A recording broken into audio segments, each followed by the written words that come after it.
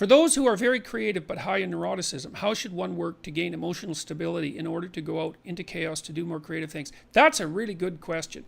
I learned about that by reading Jung's works on alchemy, weirdly enough. And so back again in graduate school, when I was starting to write maps of meaning and really tearing myself apart psychologically, trying to understand evil, I suppose, the evil of the Cold War and the evil of the individuals who composed Nazi Germany and Stalinist Russia.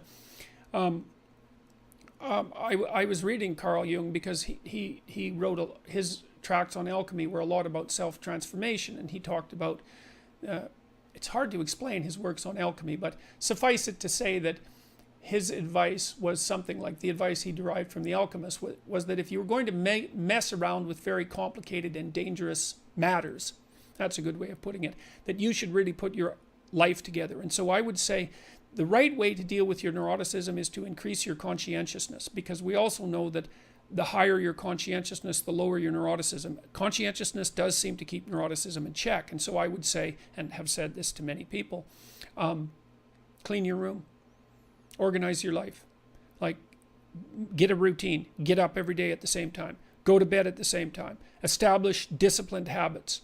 And that will help a lot. Schedule, and here's how to use a schedule. Use a calendar. Use Google Calendar, but don't use it as a tyrant.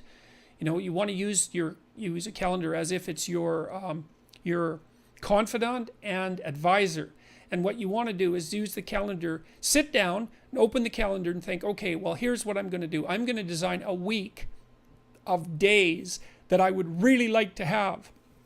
So what that would mean then is that you would schedule things that you would consider meaningful and productive, on a daily basis, so that you feel that your life is justified by having a day like that, and also to schedule enough of your responsibilities so that you make progress day by day instead of falling farther behind.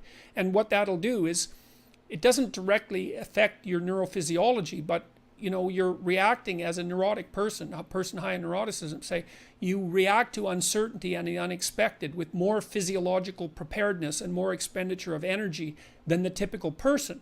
And so what you want to do is organize your surroundings, because it's a lot easier to organize your surroundings, at least to begin with, than it is to do radical reconstruction on your fundamental temperament, which you might not be able to do at all. So I would say discipline. And the other thing I would say for creative people, and this is true for people in general, but it's really important for creative people, is that if you want to be creative, which is very, very dangerous and very, very unlikely to succeed, although absolutely necessary if you happen to be high in openness, is that you should organize the rest of your life, except for your creative endeavors, in a pretty traditional and conservative manner, if you can do that. Because what that does is buttress you against the unexpected and give you some stability on along many of the potential dimensions of your life. And that frees you up to take larger risks in the creative domain.